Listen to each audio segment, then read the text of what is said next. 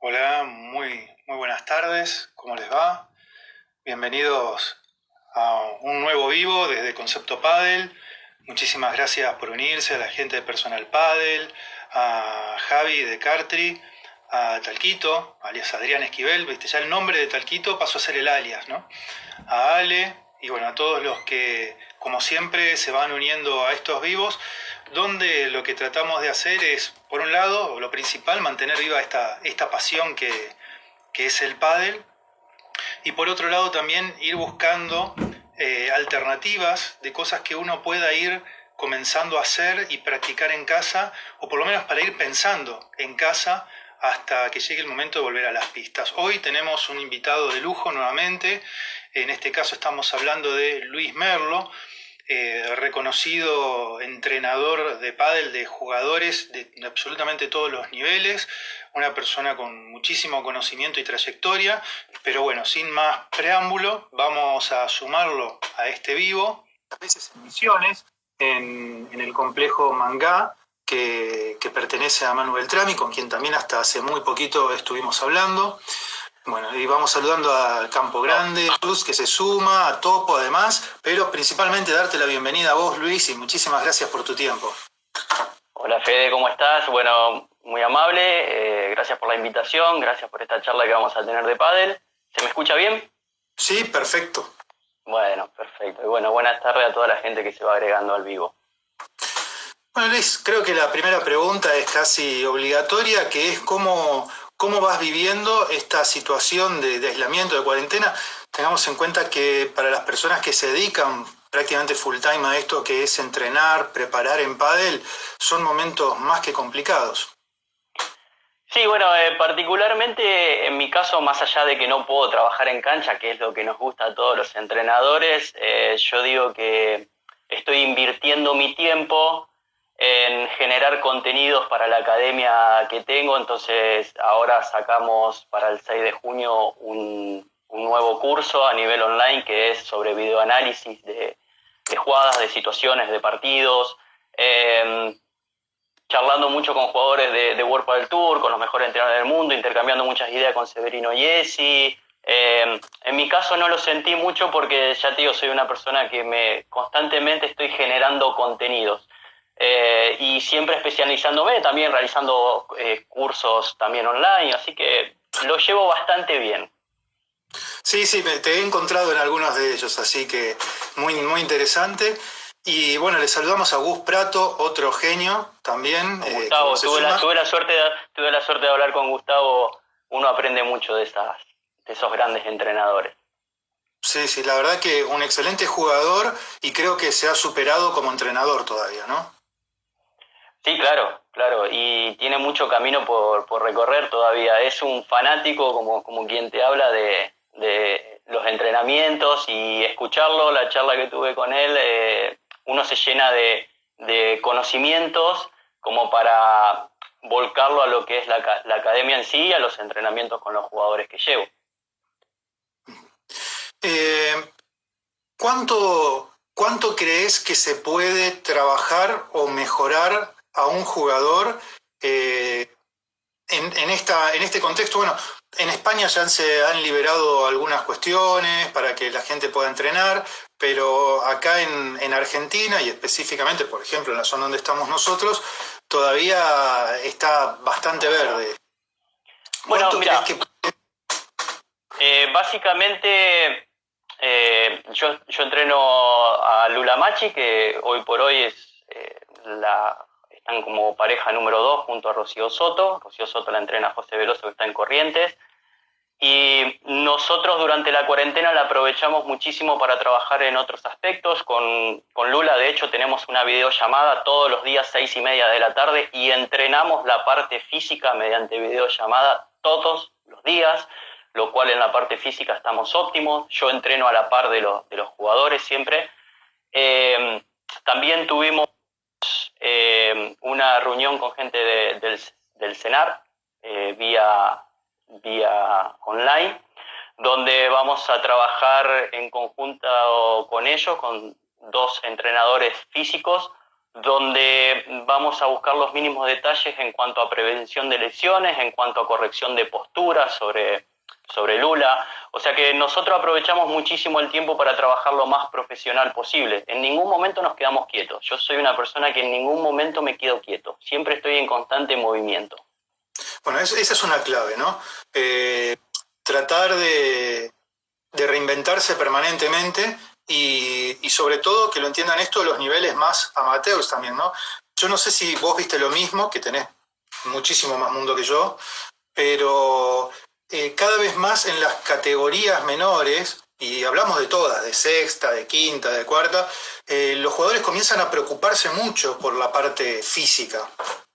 Es que en realidad, Federico, esto es fundamental. Hay un trabajo que es el trabajo silencioso que tiene que hacer tanto el entrenador como los jugadores, que es tan o más importante que el trabajo en cancha en sí. Porque en cancha o el jugador, vamos a hablar a un nivel amateur, lo podés tener Sí. 1 hora y media por día, 1 hora y media por día, depende cada entrenador en sí. Ya a nivel profesional nosotros trabajamos un poco más de tiempo porque se va al gimnasio a la mañana, se hace un primer entrenamiento, a la tarde se hace otro entrenamiento, pero vamos a hacer de cuenta un jugador amateur que vos lo tenés 1 hora y media por día. Bueno, las otras 23 horas y media vos no lo tenés. Y ahí es donde es importante el cuidado personal. Más allá del amateurismo que tenga el jugador, lo puede encarar de manera más profesional, cuidándose en la alimentación, cuidándose en las horas de sueño, tomándolo lo más profesional posible. Porque si no después, ¿qué es lo que pasa? A nivel amateur, no hacen las cosas como corresponden, es decir, el fin de semana tienen torneo y se cuidan la noche previa. En realidad, si vos no venís hidratándote bien, si no venís comiendo bien, después el cuerpo te pasa factura, sobre todo los tipos de torneo que se juegan acá, que son muy invasivos físicamente. ¿Por qué digo muy invasivos? Porque por ahí el chico que tiene la oportunidad o la chica que tiene la oportunidad para llegar a una final se encuentra muchas veces jugando 7 partidos en 2 días muchas veces, o en 3 días, entonces son muy invasivos. Entonces después esos chicos quieren rendir óptimamente cuando en realidad no hicieron un previo cuidado de descansar bien, dormir bien y demás. Después ya a nivel mucho más profesional, bueno, estamos hablando donde hay un equipo de trabajo, como me manejo yo, alrededor de un jugador. Un equipo de trabajo estamos hablando desde un psicólogo deportivo, desde un nutricionista, desde un preparador físico y obviamente quienes hablan. También tenemos la parte de kinesiología, donde todos esos componentes tienen que girar mancomunadamente en función a ese jugador. Ahí estás tocando muchos aspectos que están muy interesantes porque en realidad son cosas que, a ver, el pádel es relativamente nuevo. Digo porque tampoco está nuevo, pero todavía está en mucho desarrollo. En uno de los cursos que yo estoy participando, en el que estás vos también, estábamos viendo los aspectos mentales del jugador y demás, y uno ve que la mayoría de los ejemplos los toman de otros deportes porque hay cuestiones que en el pádel todavía no están estudiadas, ¿no? Sí, yo tuve una reunión con Juan Cañadas, que es el psicólogo deportivo de Paquito Navarro, y coincidíamos en que la parte psicológica de un jugador de alto rendimiento y también de un jugador amateur, yo lo considero más o menos un 60%, ¿sí? Porque este deporte es un deporte donde constantemente nosotros tenemos que ir tomando decisiones. Totalmente. Y esas decisiones tienen que ser lo más claras posible, más allá de lo que uno entrene en la semana, ¿sí? Pero te pongo un ejemplo burdo. Vos venís de tu casa con algún problema y lo trasladás automáticamente a la cancha eso. Entonces, toda esa toma de decisiones que vos tengas vas a estar viciado por un problema que tenés a nivel psicológico. Sí, y ahí te agrego un dato más. Tu compañero también. Y también tenés que lidiar con eso. Correcto, porque acá estamos hablando de un equipo de trabajo donde los componentes tienen que funcionar a la perfección, ¿sí? Quizás psicológicamente llegas bien, quizás llegas bien preparado físicamente, quizás hiciste un buen entreno durante toda la semana, planteaste bien el partido, tuviste una buena estrategia y una buena táctica y quizás no te alcanza, pero bueno, uno sale en esos momentos de la cancha como jugador y yo como coach de afuera, uno se queda relativamente tranquilo porque dice, bueno, hice todo lo que estaba a mi alcance como para poder ganar el partido. No alcanzó simplemente porque muchas veces la pareja rival es superior. Bueno, tengo que seguir trabajando en función de mejorar yo. Porque ahí hay otro error que por ahí se toma. Muchas veces un jugador quiere mejorar para ganarle a tal persona. Yo lo tomo como un error eso. Yo entiendo que el jugador tiene que mejorar para ganarse a él día a día, no para ganarle a. ¿Se entiende? Porque si uno se pone un límite, decir, bueno, le gano a la pareja número 1, listo, le gané a la pareja número 1 y ya empieza por ahí a haber una relajación. Porque ya está, yo ya cumplí el objetivo. Ahora, si vos te pones todos los días como objetivo superarte a vos mismo, ese objetivo siempre va a ir escalando un peldaño más. ¿Se entiende? Y hay otro punto. Y en el caso de que no le ganás a la pareja número 1, comienzan las frustraciones, que también esas frustraciones te hacen caer. O sea, de los dos lados se da esa relación que vos planteás. Tal cual, porque los objetivos tienen que ser tangibles también. Los objetivos, cuando viene un jugador a mí y yo agarro ese proyecto, porque a mí me gusta hablar siempre de proyectos de trabajo, ¿sí? Más allá de la categoría del jugador, más allá si es un jugador profesional, si es un jugador de los selectivos nacionales, de la selección nacional o un jugador amateur. A mí me tiene que seducir el proyecto. Y en ese proyecto tienen que estar las cosas bien claras. Bueno, a ver, ¿qué objetivo tenés? A ver, te pongo un ejemplo. Viene una chica de séptima, me dice, quiero llegar a World Padel Tour. Y yo le voy a decir, pará, tenemos objetivos totalmente alocados. El objetivo tuyo tiene que ser mejorar y ver la posibilidad de ascender una categoría este año, ¿sí? Entonces tienen que ser objetivos tangibles para que por ahí, después, esa frustración que no te da llegar a ese objetivo no te haga decaer en el juego en sí. Porque a veces los chicos vienen, todos quieren llegar a World Padel Tour, todos quieren ascender 3, 4 categorías en un año, y muchas veces las aptitudes físicas, ¿sí?, no se condicen con lo que ese jugador quiere. Y no es que uno le está cortando un sueño, sino que siendo lo más realista, porque yo siempre digo lo mismo. A mí me gusta trabajar sobre objetivos tangibles, sobre objetivos que podemos llegar a cumplirlo, siempre y cuando ese jugador recurra a los requisitos que yo le pido como academia. Entrenamientos, no faltar, responsabilidad, cuidarse en la semana. Unos objetivos que tenemos bien claros. Una vez que dos personas adultas, o si es un menor de edad, el padre está de acuerdo, el menor de edad está de acuerdo y yo estoy de acuerdo, le damos para adelante. Pero el objetivo tiene que ser tangible y palpable. Totalmente. Quiero saludar a Adrián, que te dice, bueno, te mando un abrazo grande, bueno, manda saludos. Adrián, como ves, te estoy haciendo honor al regalo que me hiciste. Y bueno, después India Pessoa, que te dice, hola Luis, genio. Bueno. India, que un beso grande para India, que me dijo que la semana íbamos a estar hablando, así que un placer también hablar con ella va a ser. Buenísimo. Y la parte de la psicología deportiva es tal vez dentro de todo esto la más nueva, ¿no? Porque lo físico al poco tiempo vino atado de lo nutricional. Es decir, si vos querés tener un óptimo rendimiento físico, necesariamente tenés que tener un buen planteo, un buen esquema nutricional para ajustar ese rendimiento. Y ahora empieza a implementarse mucho, los jugadores profesionales tal vez hace un poco más de tiempo, la parte psicológica. Recién vos decías el grado, casi adelantándote lo que te iba a preguntar, el grado de importancia o relevancia que das a eso, porque en realidad la parte psicológica termina siendo limitante de muchas cosas, ¿no? De hacer creer que no podemos llegar a determinados objetivos físicos, técnicos, tácticos, y en realidad muchos de los impedimentos están más a nivel mental que real de la condición del jugador, ¿no? Tal cual. Por eso yo considero siempre tener en mi equipo de trabajo un psicólogo deportivo, porque muchas veces, y se entiende, muchas veces los recursos económicos no dan, por ahí no, al jugador hay entrenadores que no le pueden dar la posibilidad de tener un psicólogo deportivo porque los costos económicos son elevados, es la realidad, pero muchas veces el entrenador quiere tomar funciones que no le corresponden. Nosotros no somos psicólogos, ¿sí? Nosotros, a no ser que haya algún entrenador que sea preparador físico específico de pádel, ¿sí? Porque también hay que tener cuidado con eso. Un profesor de educación física no significa que tiene todo claro de lo que es un entrenamiento específico de pádel, ¿sí? Entonces, cada uno tiene que rondar alrededor del jugador, pero bien específicamente. Yo no puedo trabajar como trabajaría un psicólogo deportivo. Puedo dar algunas armas, algunos artilugios como para que ese jugador pueda solucionar algo. Pero yo no soy un adepto a lo que es la psicología deportiva. Para eso están los profesionales. Entonces, yo me tengo que apoyar en ese profesional.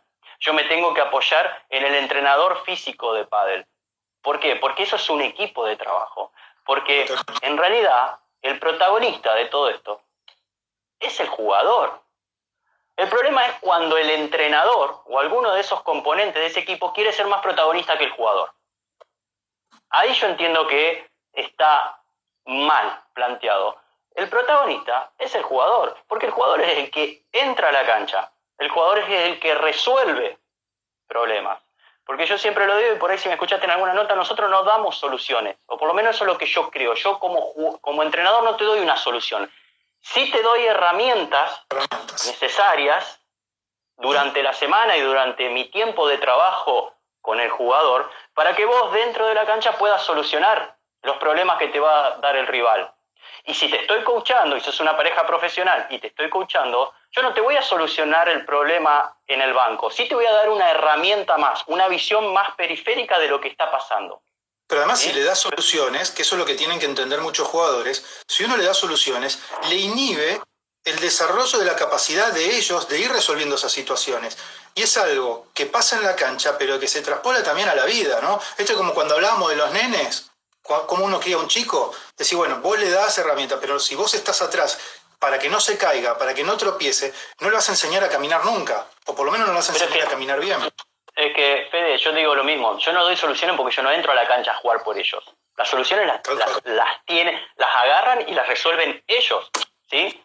Porque yo no entro a la cancha y le agarro al jugador y le hago hacer un dry show con mi mano. No, lo está haciendo él está solucionando el problema. Yo lo que te voy a dar son las, interpretaciones del juego que te está haciendo el rival. Te voy a dar durante la semana cómo vamos a plantear un partido contra ese rival. ¿Cómo lo vamos a plantear? Estratégica y tácticamente, que son cosas distintas, porque la gente confunde, cree que es lo mismo, la estrategia y la táctica. La estrategia es lo macro, Totalmente. La táctica es lo micro. Sí. Pongo un ejemplo para que la gente... La estrategia es lo que vos llevas antes, en la previa al partido, y la táctica es lo que te permite ir resolviendo las pequeñas situaciones que se te van dando en el partido. Mira, te pongo un ejemplo para que la gente lo entienda, que la estrategia es decir, mira, vamos a jugar este partido, vamos a plantearlo, ¿sí? Estratégicamente jugándole pelotas a la jugadora de revés para intentar definir a la jugadora de drive. Eso es el macro.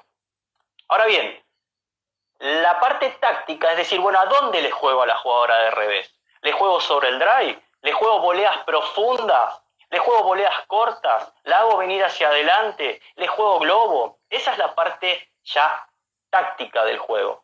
¿Se entiende? Entonces, uno como entrenador durante la semana es lo que tiene que trabajar. Ahí es donde el entrenador es el protagonista, donde el entrenador tiene que desarrollar todo su trabajo. Después, el protagonista en los partidos son los jugadores, ¿sí? Totalmente. Y Luis, y ahí es importante el equipo de trabajo, donde yo me tengo que comunicar con el psicólogo. ¿Cómo lo viste a este jugador? ¿Cómo está? Bien, está bien, porque el jugador muchas veces miente, ¿sí? Porque el jugador generalmente te va a decir, estoy bien, estoy bárbaro, y por ahí hablas con el psicólogo y decís, vos sabés que está teniendo un problema, que no me importa cuál es el problema, pero esta semana, ¿sí? No está bien. El entrenador físico, ¿cómo lo viste? Bueno, en el caso de Lula yo entreno a la par de ella, o sea que yo lo veo y es palpable eso, pero igual, yo no me puedo obviar las otras disciplinas para saber cómo están mis jugadores. Totalmente. Luis, uno ve, y en todos los vivos constantemente, de cómo va evolucionando el pádel, cómo fue de los 90, de la paleta de Kiri a la de grafito, de la de grafito a la de goma, los cambios de superficies y demás. Ahora, en todo este contexto, de lo que no se habla es de cómo también fue evolucionando la metodología de entrenamiento del jugador. Sí, claro. ¿Cuáles son los cambios más importantes que fuiste notando en esta evolución, desde el punto de vista del entrenamiento del jugador? Yo si te digo la verdad, hace 4 años no entrenaba de la misma manera que entrenó ahora, y seguramente ahora no voy a entrenar de la misma manera que voy a entrenar dentro de 4 años siguientes, porque es así. Lo primero que hay que tener en cuenta es que como todo deporte se hizo mucho más físico, ¿sí? Se hizo mucho más físico. Entonces, tenemos mucho menor cantidad de tiempo para resolver problemas que antes quizás teníamos una milésima o medio segundo más. Vos decís, en el pádel medio segundo es un montón, ¿sí? Entonces, si tenemos en cuenta que un punto dura segundos, imagínate medio segundo es un cuarto de punto. Es un montón. Cuarto de punto o varios metros de traslado de ese jugador, ¿sí?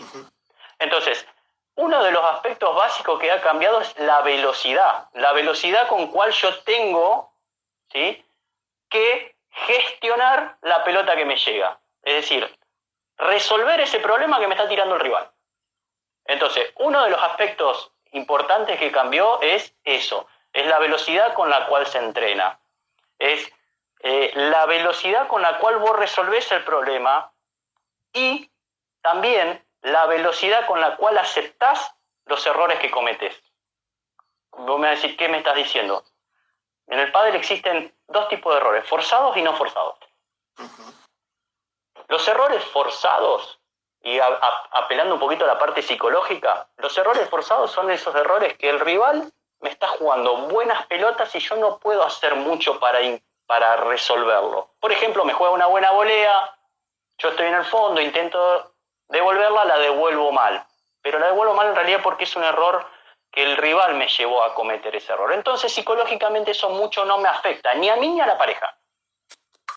Ahora bien, el error no forzado, que son esas pelotas donde a mí me queda fácil y yo tengo para resolver una pelota relativamente fácil y me equivoco, ahí es donde la asimilación de ese error trae consecuencias a nivel psicológico. Por decir, ¿cómo voy a errar esa pelota? Y ya tu compañero, ¿sí?, o te mira mal o te dice, otra vez erramos esta. Entonces, la velocidad con la cual uno asimila esos errores y gestiona esos errores también cambió. Porque la velocidad de juego es mucho más rápida, porque la pelota te viene más rápida, porque los entrenamientos son mucho más intensivos. Entonces, eso básicamente. Y después, estratégicamente, se va modificando mucho el pádel. Ahora estamos viendo en el último año los cambios de pareja que hay en un mismo partido. Vela con Tapia, Lebrón con Galán, que todavía no lo estamos viendo en el circuito femenino, pero te puedo asegurar que lo vamos a empezar a ver. Entonces, eso tiene que ser para todos los entrenadores. A mí me gusta hacer con mis jugadores mínimo un entrenamiento del otro lado del lugar donde juegan, porque es un dolor de cabeza cuando una pareja vos la tenés estratégicamente y tácticamente estudiadas y en el partido se te empiezan a dar vuelta y dar vuelta y dar vuelta. Entonces, ese es un pádel que se está viendo, que se empezó a ver a nivel World Padel Tour, y que de ahí, acordate lo que yo te digo, va a haber hacia abajo, se van a adoptar muchas de esas estrategias de juego de cambio de lado de los jugadores. De hecho, uno ya lo ve en los torneos amateurs en distintas categorías. Y donde también es más difícil encontrar estas capacidades de respuesta. Todo esto que vos nos estás contando, y que es más que interesante, ¿cuánto se potencia ahora con la vigencia del punto de oro? Y digo porque el punto de oro empezó en el World Padel Tour y como todos los ejemplos, como este mismo que vos decías, después se traspola a los torneos locales, provinciales. ¿Cuánto toma más potencialidad, no? Mira, yo te voy a ser sincero, con respecto al punto de oro tengo... tenía una opinión cuando salió y la cambié automáticamente después del primer y único torneo que hubo, ¿no? Yo no estaba muy de acuerdo con el punto de oro, creía que le iba a quitar un poco de concepto al juego. Viste que uno por ahí al cambio no está muy contento al principio. Después me di cuenta, y después de ver el primer torneo, que le agregó un condimento muchísimo más emotivo, más para la psicología del jugador, que ahora en el 40 iguales es un punto y se terminó. Entonces se vieron muchísimos más quiebres. y me gustó. Y aparte le agrega un condimento a todos los entrenadores de, bueno, plantearlo también tácticamente. Bueno, ¿quién recibe ahora de mis jugadores?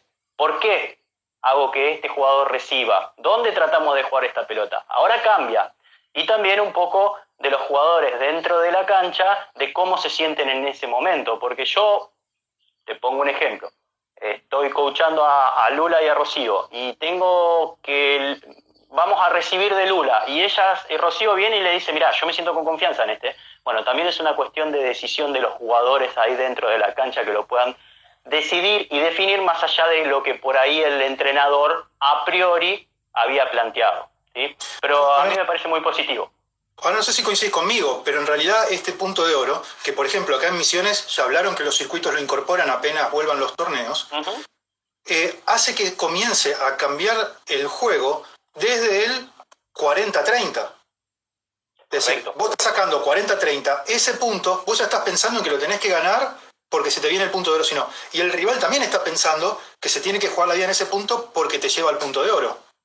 Sí, yo creo que también al que tiene la posibilidad de quebrar, le da como un componente de mayor superioridad psicológica sobre el otro. Es decir, si yo me pongo un 0.40 y tengo 4 posibilidades ya. Ya no son 3 para quebrarte, ya son 4.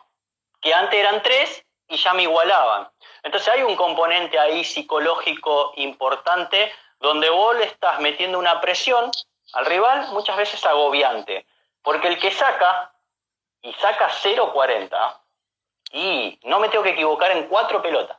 Porque en una de las 4 que me equivoque, ya está. O sea, se agregó una pelota más todavía de no poder equivocarme, en ese caso, ¿no? Entonces, es importante trabajar eso y eso se trabaja con los jugadores esa presión, se trabaja ese agobio de decir, bueno, yo trabajo, por ejemplo, muchas veces con los chicos, bueno, vas a sacar 0.40. Claro. Entonces vos ya lo predispones al jugador a una situación similar a la que se le puede afrontar en un partido, ¿tá? Como para que intente ya trabajar desde la parte emocional, a ver qué siente. Y comprendas, obviamente, porque a mí me gusta trabajar en los entrenamientos, comprendas. Porque si no, los jugadores vienen a los entrenamientos y le da lo mismo errar, si no tienen ninguna consecuencia. No, que no le dé lo mismo errar. Sí, errás esta pelota y vas a hacer 5, 10 saltos rodillo al pecho. No importa, tiene que tener una consecuencia más allá de que es un entrenamiento. Entonces vos ya psicológicamente lo preparás a ese jugador para decir, che, si erro tengo una consecuencia. ¿Qué es lo que te va a pasar en el partido? Si erras en un partido tenés una consecuencia. Sí, uno ve mucho al nivel amateur que en los partidos de los torneos buscan respuestas, soluciones o cambios tácticos de acuerdo a la situación, pidiendo jugadas que nunca se practicaron en la semana. Es decir, por ejemplo, no te dicen, ¿sabes qué? Empezá a tirarle globo paralelo sobre el revés de... Y claro, la primera que lo intentás hacer, o te quedaste corto o la mandaste a la pared, porque no son jugadas que vos las tengas entrenadas.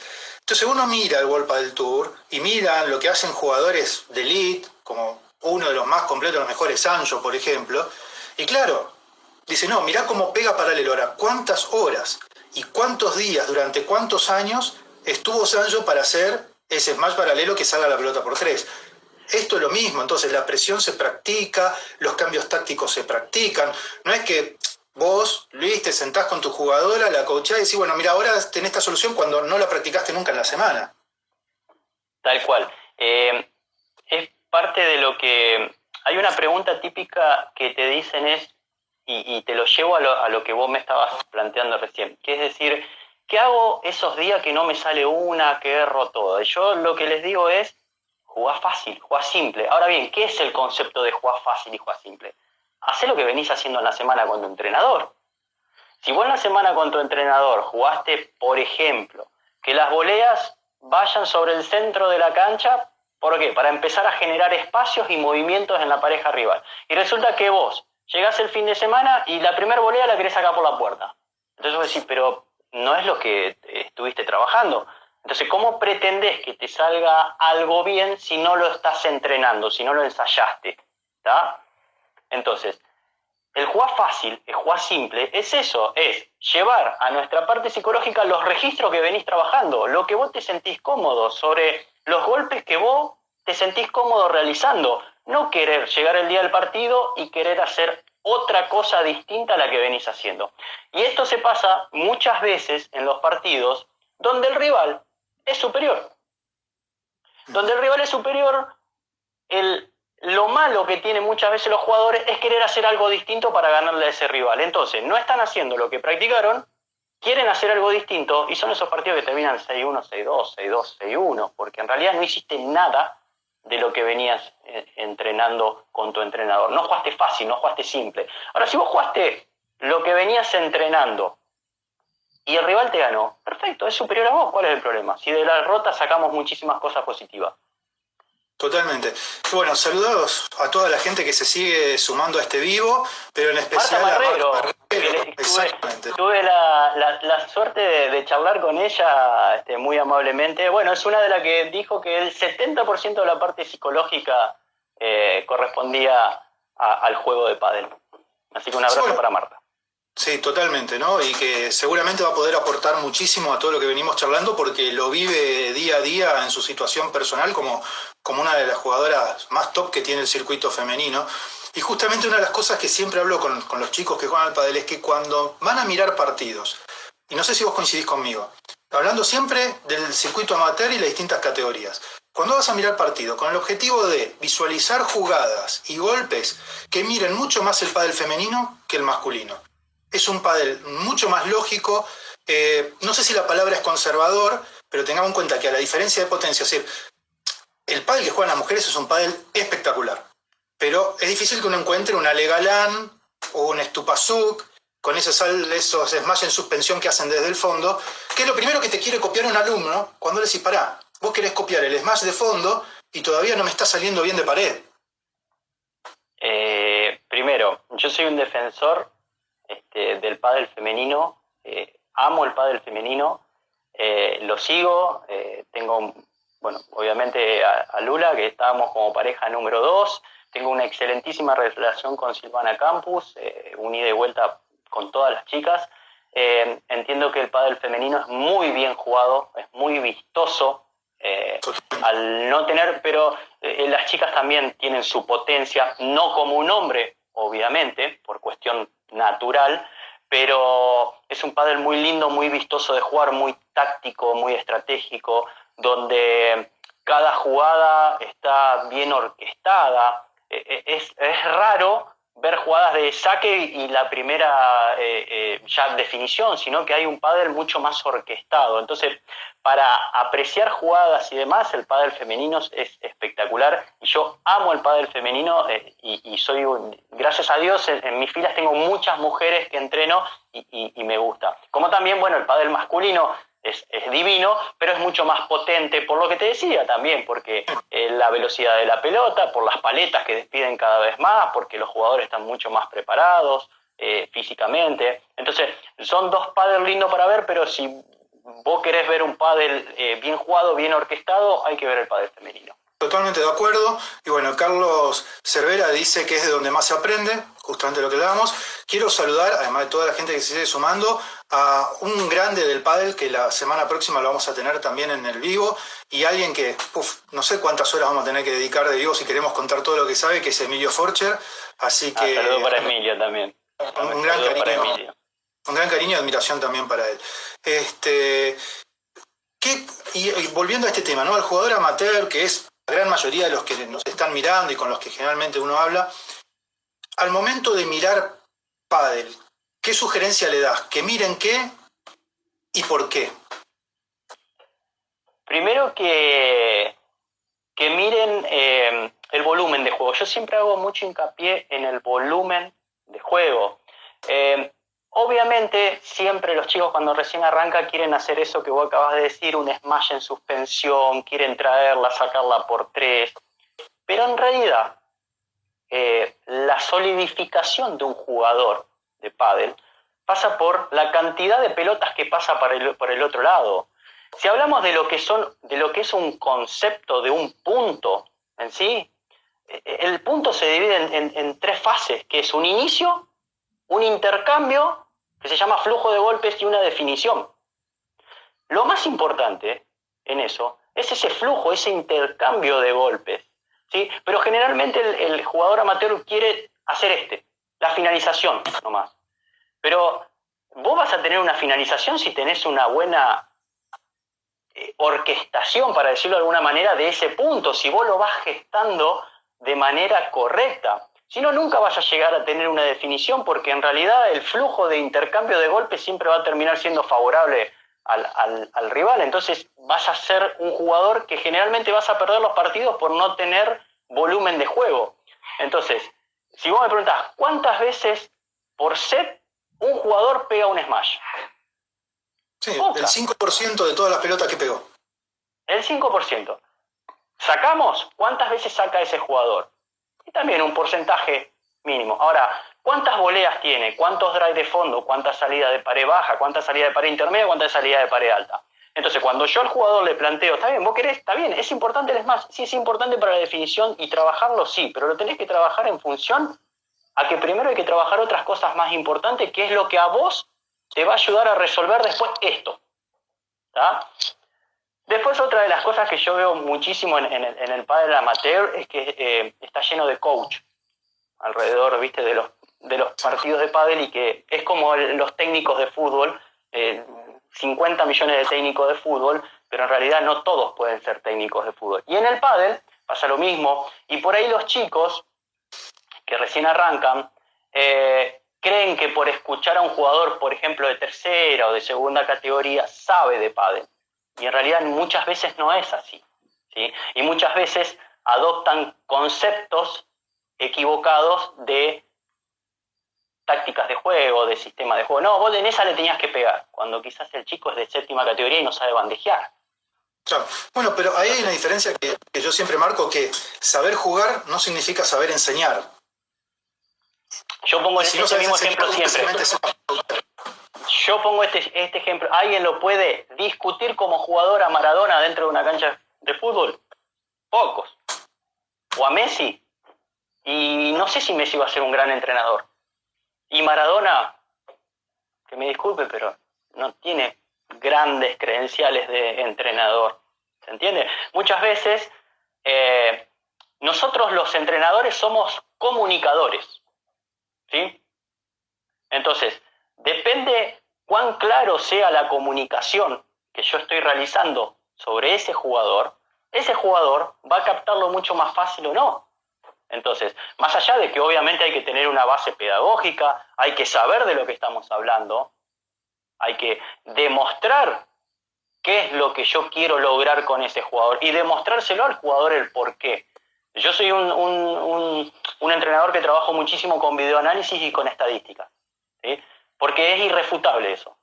Porque yo cuando termina un torneo, un jugador, lo primero que le pregunto es ¿cómo te sentiste? ¿Cómo jugaste? Más allá del resultado. El resultado es una consecuencia. Totalmente. ¿Sí?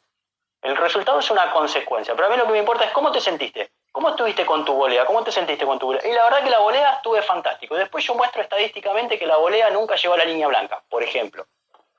Entonces yo te digo, eso es irrefutable. Vení, sentate conmigo. Vamos a hacer el videoanálisis juntos. Mirá, yo hice esto. Acá no cubriste espacio como tenías que cubrir. Y vos me acabás de decir que te sentiste cómodo cubriendo espacio. Entonces, esto es irrefutable. Porque es como yo te digo, muchas veces el jugador miente un poquito. Entonces, al jugador amateur hay que decirle primero que tenga paciencia, porque muchas veces quieren quemar etapas, quieren llegar a primera antes de ganar quinta categoría. Segundo, que se plantea objetivos claros. Bueno, yo quiero ganar cuarta categoría. Bueno, ¿qué estás haciendo vos? ¿Estás entrenando? ¿Quién es tu entrenador? ¿Cómo trabaja tu entrenador? ¿Te da bolilla tu entrenador? Porque esa es una responsabilidad también del entrenador. Hay mucha gente que ni averigua quién es su entrenador. Ni averigua si tiene un título, ni averigua si estudia, no averigua. Y yo siempre pongo el mismo ejemplo, cuando vos mandás un hijo a un jardín, yo no tengo hijo, pero cuando mandás un hijo a un jardín, mínimo te asesorás de que el que está en la salita sea profesor. Bueno, yo la otra vez escribí algo en mi fanpage de Facebook de Concepto Padel, que era justamente porque estoy viendo en estos días que empiezo a mirar las redes y ver videos viejos, gente que tiene escuelitas infantiles y le hacen jugar a los chicos con las paletas de adultos, generándole un problema tremendo a futuro. Una persona que se está desarrollando recién en los huesos, en la estructura muscular, en los tendones, le estás haciendo jugar con una paleta de 370, 380 gramos. Digo, a partir de ahí, ya está, todo el resto está mal. Ahora, ¿cuánta responsabilidad del padre, también de los padres, no asesorarse antes, ¿no? Bueno, es lo que acabo de decir, sin hablar mal de ningún otro entrenador, ni mucho menos, porque la verdad que a mí, como a vos, no nos interesa hablar mal de nadie al respecto. Pero es una responsabilidad del padre y es una responsabilidad de los dueños de los clubes. Porque los dueños de los clubes tienen que tomar también la posta de decir, bueno, a ver, ¿quién es el profesor? Está bien, si jugás segunda, no importa. ¿Jugás primera? Bárbaro, me parece bárbaro. Pero ¿qué base pedagógica vos tenés para afrontar la clase a un chico? O a una chica, o a un adulto, o a un nene que recién arranca. ¿Qué pedagogía tenés vos? ¿Vos tenés algún título que te avale? ¿Tenés algo? ¿De dónde venís de trabajar vos? ¿Qué es lo que hiciste? Eso también es responsabilidad del dueño del club. Y también responsabilidad de los padres de los chicos, y si ya somos más adultos, de nosotros como jugadores. Porque el jugador piensa que cualquiera que se pone detrás de un canasto ya es profesor. Mal hecho. Averiguar por lo menos quién es ese entrenador. No, ¿sabés qué? Porque lo sacó campeón a... No importa a quién saca o no saca campeón. Vos tenés que ver cuánto el entrenador se compromete con vos. Yo no puedo concebir, por ejemplo, que haya entrenadores dentro de una hora de la clase con un celular adentro de la cancha, contestando una llamada o un mensaje de texto. Pero eso es la responsabilidad es del alumno. Porque vos me vas a decir, yo soy alumno, y me pasó a mí en su momento, y por eso empecé esta profesión, hace años atrás, cuando yo tenía un entrenador que de una hora me daba bolilla media hora, y la otra media hora estaba con el celular. Sin ir más lejos, esto que vos decís me hace acordar cuando también, antes de empezar a estudiar y preparar, que uno también era alumno, y yo sigo siendo, y espero seguir siéndolo mucho tiempo, por ejemplo, el momento de juntar las pelotitas. Le dejan al jugador juntando las pelotitas, el entrenador se te va afuera, toma agua, responde. No. Cuando es el momento clave para hablar con el entrenador. ¿Vos me pagás? Yo junto la pelotita, así todo, junto la pelotita con los jugadores. Pero yo siempre tengo algo importante que yo les digo a los jugadores dentro de la hora. Vos me pagás por una hora y media, ¿sí? A mí no me importa ni tu vida privada, en esa hora y media, ni te tiene que importar mi vida privada. Acá se habla de pádel y de conceptos de pádel, de lo que tenemos que hacer y de lo que estamos planteando. Si vos me pagás a mí por una hora, yo te tengo que prestar atención una hora vos. ¿Vos te imaginás ir a un consultorio de un médico? Perdón. ¿Vos te imaginás ir a un consultorio de un médico y que mientras el médico te está atendiendo te haga así? ¿Y esté con el celular? Una locura. No es ético eso. Entonces, ¿por qué se permite eso? Y yo cuando doy los cursos, digo, chicos, no estén con el celular adentro de la cancha. Ahora, si vos tenés el celular adentro de la cancha para hacer una filmación de tu jugadora o de tu jugador, para después trabajar con esa filmación en función de mejorarlo, perfecto. Ahora, si vos estás para contestando cosas de tu vida privada, no, eso es una falta de respeto para el jugador. Y yo me enojo, porque lo digo así, me enojo al ver a un entrenador con el celular dentro de la cancha contestando cosas o un mensaje, porque es una falta de respeto. Y esa muchas veces es responsabilidad del jugador de decirle, mira, ¿sabes qué? Hoy tuviste 15 minutos con el celular, hoy te pago 45 minutos. Listo. Totalmente. Volviendo a los jugadores amateurs, el tema de la preparación, ¿cuánta importancia tiene la visualización de las jugadas en su propia formación y a su vez para llevarlo a no cometer determinados errores? ¿Cuánta importancia le das a eso? Fundamental. Está la frase que yo siempre digo, una imagen vale más de 1000 palabras, ¿sí? Que es el curso que nosotros vamos a dar ahora junto a Severino. Nosotros los entrenadores, el tema del habla es fundamental. Como te decía yo, cuanto más claro somos, mucho mayor receptibilidad de ese jugador vamos a tener. Pero si vos a eso lo asimilás con una imagen, yo quiero que vos hagas esto, porque fíjate que esto lo estás haciendo mal o lo estás haciendo bien y quiero que agreguemos esto a tu juego. Entonces no solo está la parte de oración del entrenador, la parte del habla, sino que la parte visual. Y por los ojos siempre entra mucho más rápido que por los oídos muchas veces.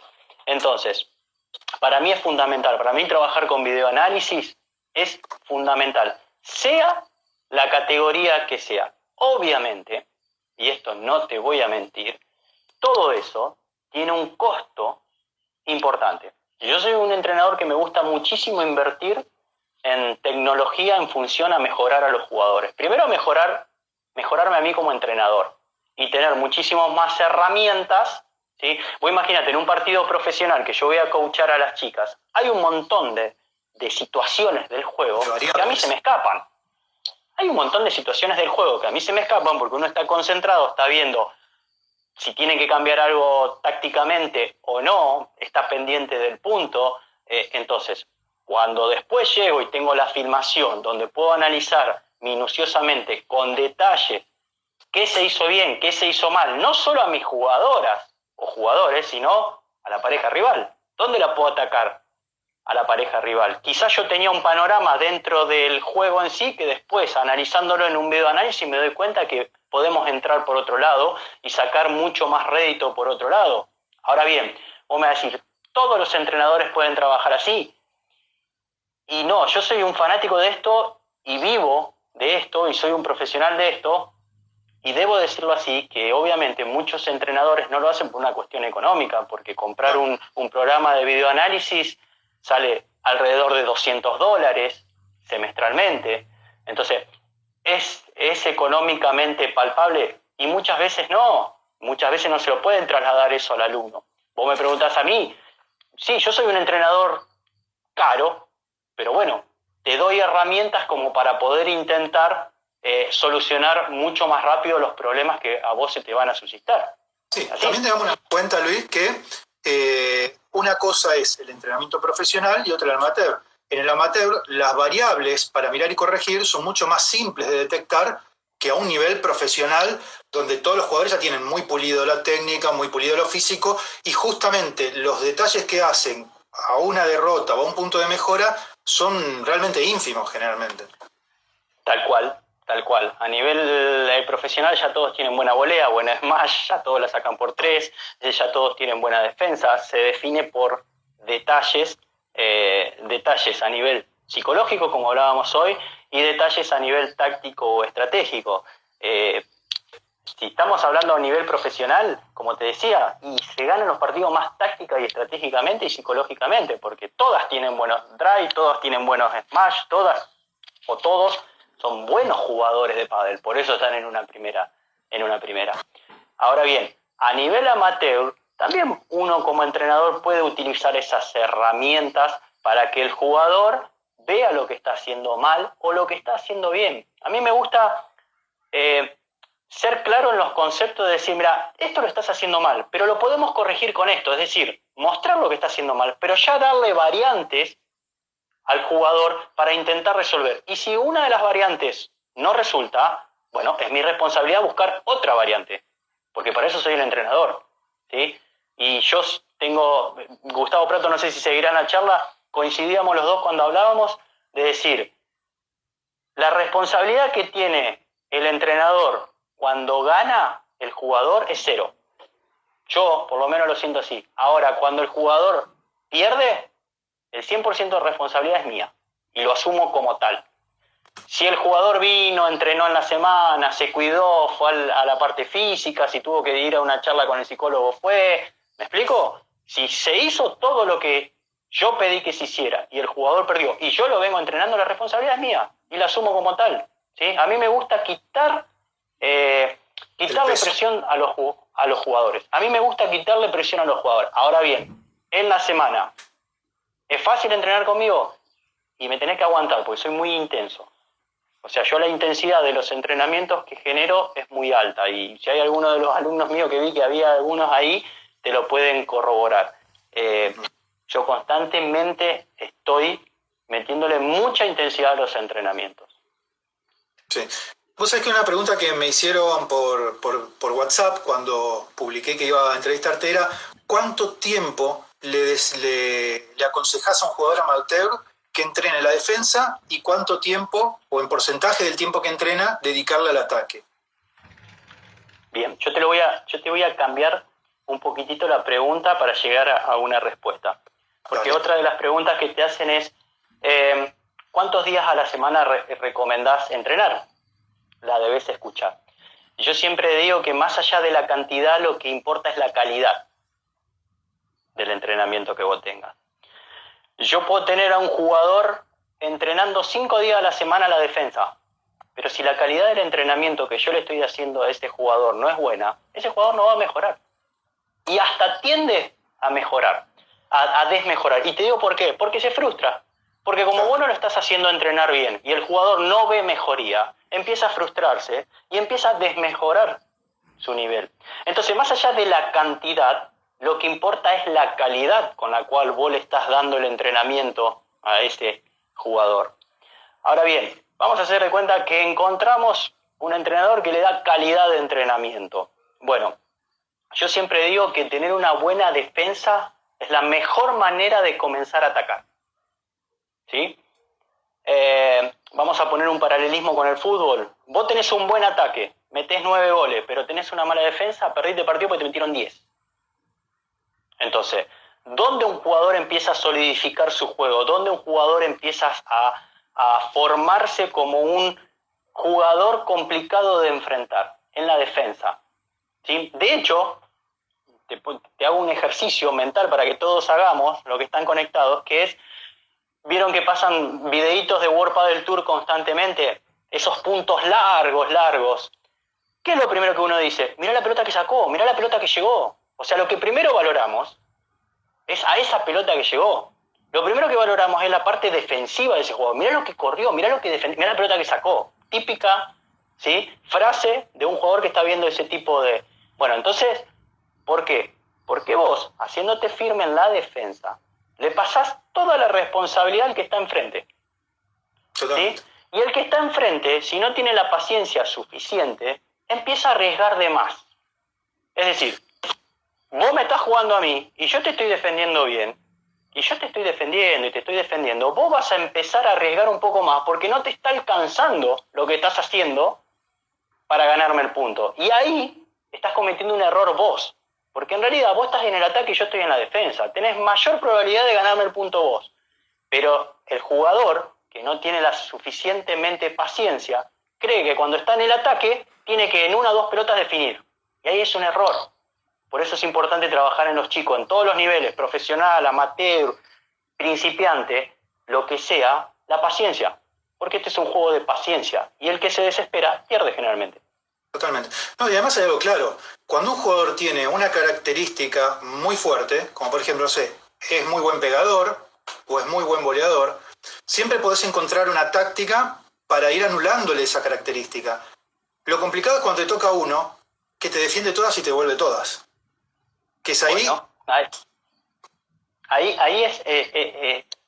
llevas agua para mi molino, es decir, ¿cómo hago con este jugador que me defiende todas? Que, bueno, vamos a ver, si vos me decís a mí, yo me tengo que enfrentar a una pareja que es muy defensiva, bueno, vamos a pasarle la responsabilidad a ellos. Vamos a ver cuánto ellos desde el fondo se generan una posibilidad de pasar del fondo al ataque. Vamos a ver cómo lo hace eso. Porque una vez que yo tengo un jugador bien solidificado en el fondo y demás, bueno, vamos a ver cómo empezamos a lastimar un poco al rival. Vamos a ver cómo salimos de esta zona.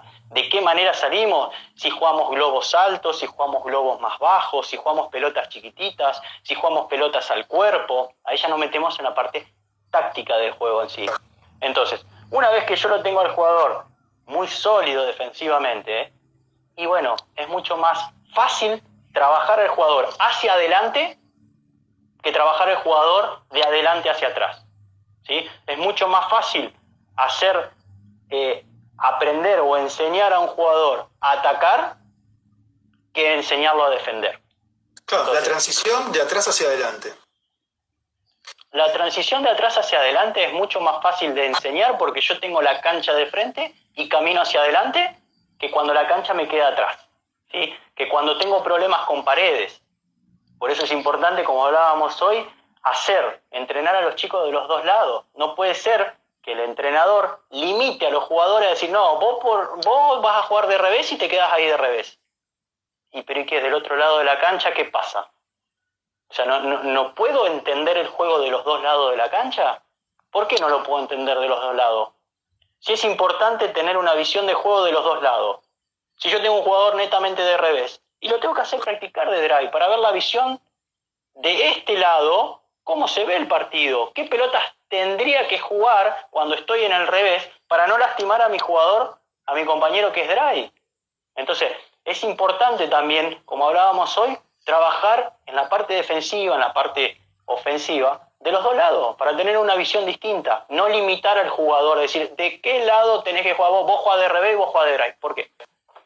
Porque en teoría se decía, y todavía algunos lo dicen y está mal dicho, y yo se lo refuto, decir, no, porque el jugador de drive tiene que armar el juego y el de revés tiene que definir. Está mal, porque Sancho Gutiérrez no define. LeBron, que juega ahora en el drive, no define. Totalmente. Los dos pueden definir, los dos se pueden armar el juego, ¿sí? El pádel cambió. Antes sí, el de drive tiraba globo, armaba, el de revés. Sí es verdad que el de revés, si estamos jugando dos jugadores diestros, corre un poco más porque tiene un poco más de cobertura sobre la cancha. Y eso está comprobado y hasta lo he comprobado yo haciendo un montón de testeos con mis jugadores, ¿sí? Pero no quiere decir que el jugador de drive sea netamente un jugador que tiene que armar el juego y no pueda definir. No, los dos se tienen que armar el juego, los dos tienen que jugar en función a un equipo. Bueno, como dice Daniel, que dice, bueno, salvo que sea zurdo. Bueno, claro, en ese caso sí, pero en realidad hoy es muy importante lo que decís vos, Luis, que es equiparar los niveles y las responsabilidades. La responsabilidad de la defensa y la responsabilidad de la definición, cuando obviamente la jugada lo exige, no definir por definir. Una cuestión que siempre digo, no confundir apurar con apurarse. Tal cual, tal cual. Pongo siempre un ejemplo, vuelvo a decir, con el fútbol que todos lo conocemos, el 9, cada vez que agarra la pelota, no se da vuelta y patea al arco. Va gestando la jugada hasta llegar a una mejor posición para patear al arco. Bueno, no significa, yo siempre le pongo ese ejemplo a los chicos, no significa que porque ustedes estén en la zona de red, que muchas veces está mal llamada zona de ataque, porque en realidad estamos en la red, que no significa que tenemos que atacar, siempre, ¿sí?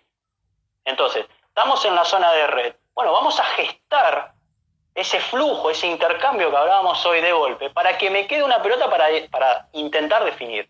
Pero no significa que porque estoy en la zona de red ya me tengo que apurar y tengo que definir, porque ahí le estoy facilitando el punto al rival, porque por apurarme termino errando. Le facilité todo. El rival estaba en la defensa, yo estaba en el ataque, tenía una posición mucho más selectiva que él, ¿sí? Mucho más preponderante, y le facilité todo errándola, por querer apurar, por querer apurarme. Bueno, Luis, se nos corta, no sé cómo estás de tiempo, si querés podemos seguimos. Bueno. No hay problema, lo que vos quieras, yo te dije hoy, no tengo problema.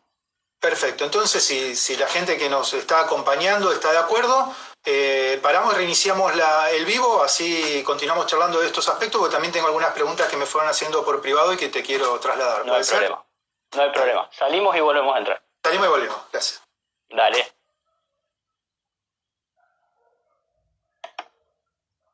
Bueno, muy bien. Retomamos entonces la transmisión. Recuerden que estábamos hablando con Luis Merlo, realmente una charla más que entretenida, con aspectos creo que fundamentales para todos los que amamos este deporte e intentamos seguir mejorando. Y una de las formas de mejorar es justamente esta, escuchar a los que saben, como es el caso de Luis Merlo, e ir viendo, ser honestos, como siempre digo, ser honestos en los planteos.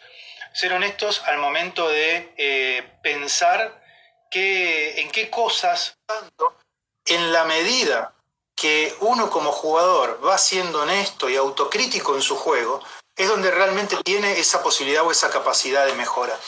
Estaba comentando, Luis, que en todos estos aspectos que vos nos estás comentando y que tratamos de ir aprendiendo, es fundamental. Vos hablabas de que muchas veces el jugador es mentiroso, y yo coincido, pero en otras tantas también hay una diferencia entre la percepción y la realidad. Y vos dabas un ejemplo con la posición o la volea, y yo te voy a dar otro, por ejemplo, con la bandeja. Salgo de un partido y digo, no, yo estuve bárbaro, no erré ninguna bandeja. Sí, exacto, no erraste ninguna, pero se la dejaste todos a la derecha del revés que lo fulminó tu compañero. Entonces, es percepción versus realidad, ¿no? Tal cual, una vez que tenemos la posibilidad de hacer un análisis con el jugador, por eso yo siempre te decía que lo primero que yo hago es escuchar al jugador. Yo ya tengo un análisis realizado, yo ya tengo visto el partido, pero lo primero que hago es escuchar para ver cuán inteligente es el jugador que yo tengo, ¿sí? ¿Y a qué hablo de inteligente? Para ver si se da cuenta qué es lo que realizó bien, qué es lo que realizó mal y cuánto comprometió a su compañero. Porque, como decir, muchas veces el jugador, por ahí, le echa la culpa al compañero de que no defendió bien esa pelota, de que podía haber hecho otra cosa más. Entonces yo muchas veces en esos casos digo, pero pará, no fue culpa de tu compañero que no pudo defender la pelota. En realidad vos jugaste una bandeja corta y lograste que el jugador se me meta en la cancha y empiece 2 o 3 puntos antes a definir el punto. Entonces, es importante saber también contar con qué tipo de jugador vos tenés, ¿sí? Si realmente es un jugador que tiene autocrítica, porque la autocrítica es positiva o negativa. ¿Y cómo te la divido acá? Una autocrítica positiva es decir, mira, la verdad que sí, estuve corto hoy con todas las bandejas, vamos a tener que seguir trabajando en eso porque me sentí que hoy no estuve bien con eso. Listo, ahí tenés una autocrítica de un jugador positivo. El problema es con ese jugador negativo. No, la verdad que no me sale, no va, así no me sale. Tenés dos conceptos claros de dos jugadores, con una crítica positiva o una crítica totalmente negativa, ¿sí? Entonces, a ese jugador vos tenés que demostrar. Por eso te decía, con videoanálisis, con estadística, porque ¿cómo vos le demostrás a un jugador que viene y te dice, mis bandejas fueron perfectas? Vos le decís, no, la verdad que tus bandejas no fueron buenas, pero para mí sí, fueron perfectas. Pero para mí no. Entonces yo digo una cosa, yo digo la otra. Mirá, no fueron perfectas por esto. ¿Ves lo que te estoy diciendo? ¿Ves lo que te estoy mostrando? Ah, sí, tenés razón. Entonces es irrefutable. El elemento fílmico es irrefutable. ¿Lo pueden hacer todo? Vuelvo a decir. No, yo digo cómo trabajo yo en mi academia, ¿sí? Eso para que quede claro. Lo puedo hacer con los 42 jugadores que tenía en mi academia aquí en Argentina, porque como bien sabés, yo emigro del país cuando se levante el tema de las fronteras y demás. ¿Lo podía hacer con los 42 jugadores? No, claro, obviamente que no, porque cada uno van teniendo torneos y demás, pero uno va seleccionando un jugador. Obviamente tienen prioridad por ahí los jugadores que tienen un poco más de profesionalidad o que están en la selección y demás, porque el proyecto es mucho más, requiere mucho más tiempo del entrenador, requiere otras cosas, otras presiones donde allá hay marcas detrás de esos jugadores, donde te exigen otras cosas, ¿se entiende? Bueno, Danili dice, gran charla, lo mismo está diciendo Teresita. Bueno, gracias a ustedes por estar ahí y hacernos el aguante siempre con estas conversaciones. Claro, el tema es identificar los puntos de mejora en los jugadores amateurs, que en esto, como decíamos anteriormente, es bastante más simple porque por lo general las cosas a mejorar son más evidentes que en un jugador muy profesional. Entonces, esto que vos planteás está bueno para los que nos están mirando, que cuando empiecen a retomar el pádel, se hagan filmar, que se miren con otra persona que entienda del juego y entienda del pádel, para que le pueda decir, bueno, mirá, tu bandeja, tu volea, porque generalmente las cuestiones a corregir en las categorías quinta, cuarta, tercera, son más macro todavía. ¿Sabés cuál es la diferencia entre un buen entrenador y un mal entrenador? Yo siempre digo lo mismo. Es, a ver, si vos vas a una categoría quinta, sí, y sí, todos nos ponemos 15 personas una al lado de la otra y seguramente todos vamos a coincidir de que no terminan teniendo buena bandeja, no terminan teniendo buenas voleas, ¿sí? quizás la recepción de saque no termina siendo... ¿Estamos de acuerdo? Las 15 personas nos dimos cuenta de lo mismo. ¿Es difícil darse cuenta de eso? No, no es difícil darse cuenta. Pero ¿sabés cuál es la diferencia? De saber cómo ajustar. El buen entrenador se diferencia de cómo ajustar ese tornillo, para decirlo gráficamente, cómo ajustar ese tornillo para que esa volea sea buena, para que esa recepción de saque sea mejor, ¿sí? Y muchas veces, con una vuelta de rosca, ese tornillo no alcanza, que son las variantes que le tengo que dar yo como entrenador. Quizás de una manera que quizás a vos te sirve para mejorar tu volea de revés, al otro chico no le sirvió, porque tiene una biomecánica distinta, porque tiene una forma de asimilar el golpe distinta a la que tenés vos. Entonces, mi función de entrenador, yo no puedo entrenar a todos por igual. Hoy ponemos a hacer a los 42 alumnos que tengo toda volea de revés, volea de revés, volea de revés, volea de revés. Eso es pérdida de tiempo. Eso no es entrenamiento. Porque seguramente si te evalúa vos, quizás, por decirte, tenés problemas en tu drive de fondo. Y el otro jugador tiene problemas en la salida de pared alta de revés. Entonces, ¿por qué yo tengo que detener el crecimiento de un jugador haciéndole todo volea de fondo, o todo drive de fondo, toda volea? Eso es entrenar a mansalva y no entrenar seriamente, desde mi punto de vista. Por lo menos así entreno yo. Comparto y agrego una cosa más, que es el buen entrenador también se da cuenta de cuáles son las capacidades del jugador entrenado. Porque también vos, no sé, si me vas a jugar a entrenar a mí, y te vas a dar cuenta que Smash de potencia va a ser una pérdida de tiempo. Es decir, está bien tener un buen Smash, saber, pero mejor entrenar otras cosas, si bien eso hay que entrenarlo, pero decir, bueno, no, por las características físicas, biomecánicas, etcétera, no es un jugador que va a pegar y traer las pelotas. Entonces, el problema, claro. Entonces tengo